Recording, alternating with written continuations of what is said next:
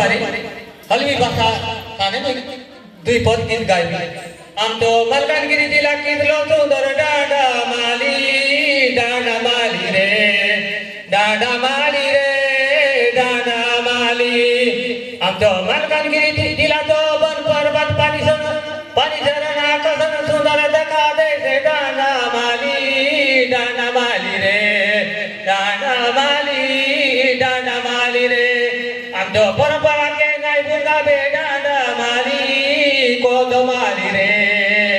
आमचो पूर्व कालचो परंपरा के नाही बुंगाबे डांडा माली कोदमाली रे